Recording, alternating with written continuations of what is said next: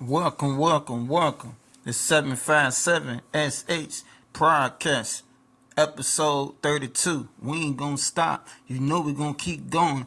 Let's go. Now, let's talk about TikTok, y'all. Just for a little bit.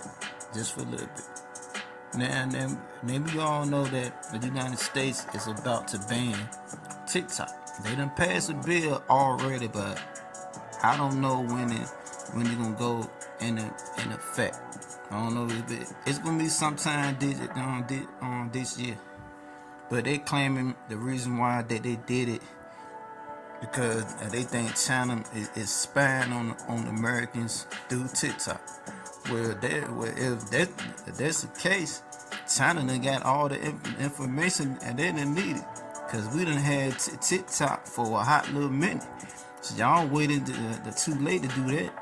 But I think the real reason why is that the United States they can't control TikTok. You know what I'm saying? Like they can't control Facebook, Instagram, YouTube. You know what I'm saying? That they don't have no control over it. So I think that's the reason why they want to ban TikTok from the United States. So y'all gotta realize that Russia and China, they don't have no social media. They don't have no TikTok. They don't have no Facebook, no Instagram, none of that. In them two countries, they ain't got no social media. You know, I guess it's like the 90s out there, but back in the day, we didn't have no social media. I think the first thing that came out close to it was what's this shit called? MySpace. You know what I'm saying? That was out, but people really weren't on it like that. You know what I'm saying? We had to go outside to meet people, or you know what I mean, like up in school and all that shit. Or who was in the neighborhood. Even though that they had the MySpace back in the 90s, people wasn't really on it like that. You know what I'm saying? But yeah, so now I don't feel like that YouTube and Facebook and Instagram is gonna go back up because people ain't gonna be on TikTok no more. The TikTok about to be gone. So at the end of the day, I just feel like America wanna ban it because they don't have no control over it. You know what I'm saying? That they the ones that probably want to spy on us through that, just like they do the rest of the social media platforms. But yeah, but that's enough about TikTok. Let's talk about Tasha K, y'all. She done exposed Shannon. I don't know what it is about Shannon Simon, but people keep coming for you. Boy, they coming for you. First it was Mike Epps, then it was Eddie. You know what I'm saying? And they coming for you, boy. Now Tasha K said some stuff about him that kind of prove and kind of make sense that Shannon Sharpe might be that way. You know what I'm saying? But I'm gonna play this video clip from Tasha K. Check this out. I don't think Shannon taking up the ass, but I think he giving. I do. I'm gonna come out the gate, okay? There's a big conversation, or like a repeated conversation that keeps popping up about who's gay in Hollywood. Oh. Constantly, yeah, just out the gate. Yeah. I don't know who's gay. I'm not in the bedroom. I know what I'm told. You understand what I'm saying? There's a difference. I ain't seen nobody ass. However, the streets are talking. Where there's smoke, there's fire. Definitely think Shannon Sharpe. And it's just like, you know, I've been around a lot of heterosexual men. And comfortable heterosexual men don't need to always defend their heterosexualness. Shannon Sharpe is always upset when somebody's saying that he's gay. Like, what's wrong? Even if you were or weren't gay, what's wrong with people labeling you gay? Like, is it that bad? Why does it hurt you? I think that's why I wanted to kind of open it up, because it seems like, particularly in our community, that's like a thing. Like, I got you. Like, that's a Hollywood thing. Not in the black community, but that's a Hollywood thing.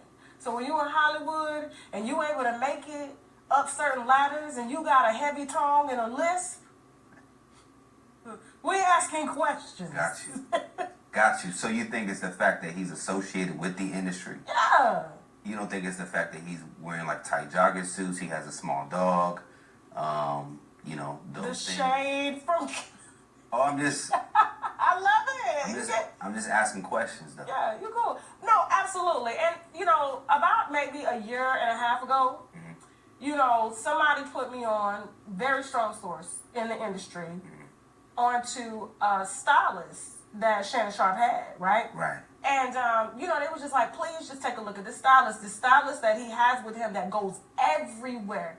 I have never seen an artist travel with the stylist. Normally they order clothes if it's for events, but for a stylist to follow you everywhere to the point where they're dressing you morning, noon, and night for every show that you do, and they're sitting courtside with you at every damn basketball game as if you Keisha K or Gucci Mane.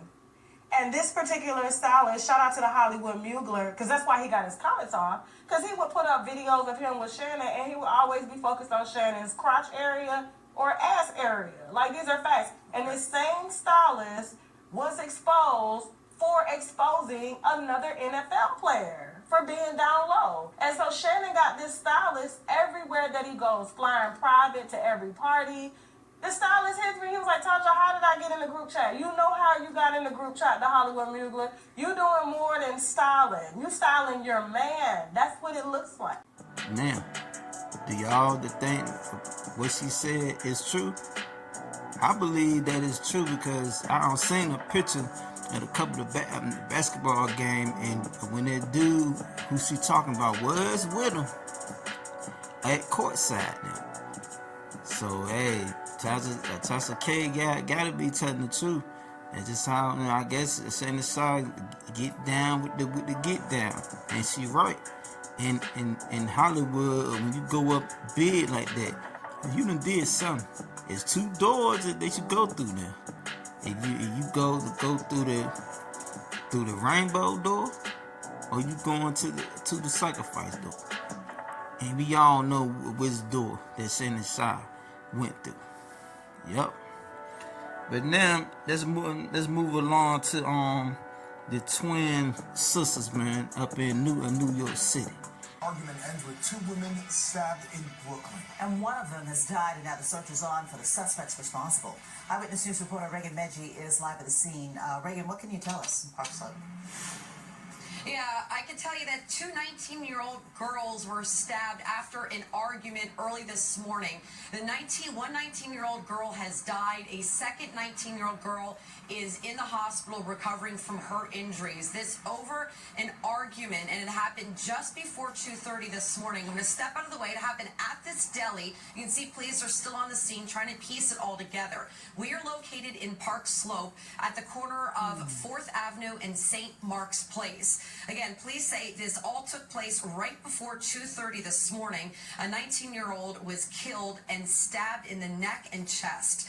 A second 19-year-old woman was stabbed in the arm and is in stable condition.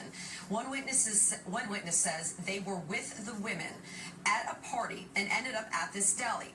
The witness explains that's when a man came up to the two and made several advances. But the women turned him down. Now, the witness, who did not want to show their face on camera, explains when the conversation turned violent. They're not sober. They get rejected. They just escalated tenfold. Like, we was all having a good night before this. We just had left, and we went to the store to get food. We was all getting sandwiches or like beef patties just to eat. We're hungry. We want to go home, and this happens. Now, the two teens who were stabbed, taken to New York Presbyterian Brooklyn Methodist Hospital. One of the teens did not survive. The other one is in stable condition. Both men took off, and police are now looking for them. So the police are on the scene again.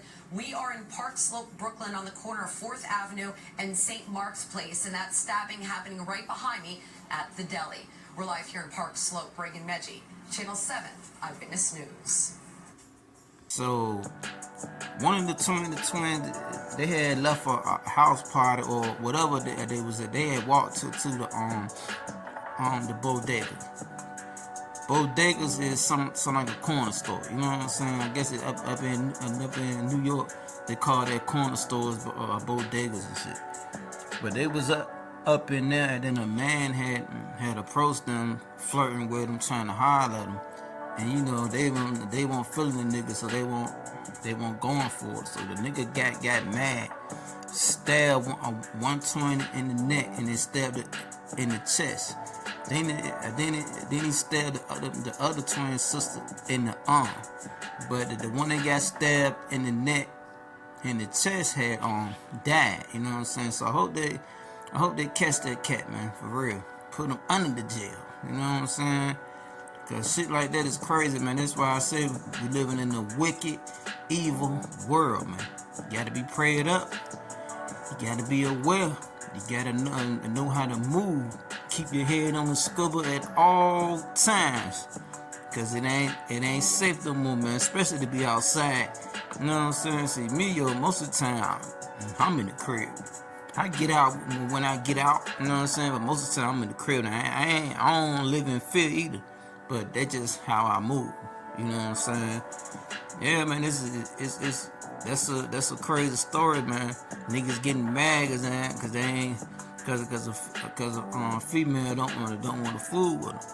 Now I know up in New York you can't have no guns, but I think that you can have some mace though. I ain't sure, but if y'all females get some mace, man, get some mace, man. Spray that nigga eyes out. You know what I'm saying? And just take off running. You know what I mean?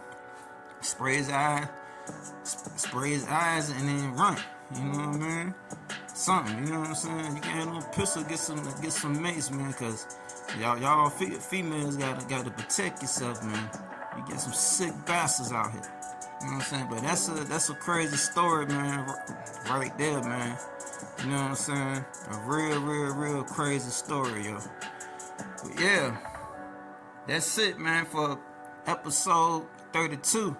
Thank y'all for tuning in. 757 SS Broadcast. We ain't gonna stop. You know we're gonna keep going. Let's go.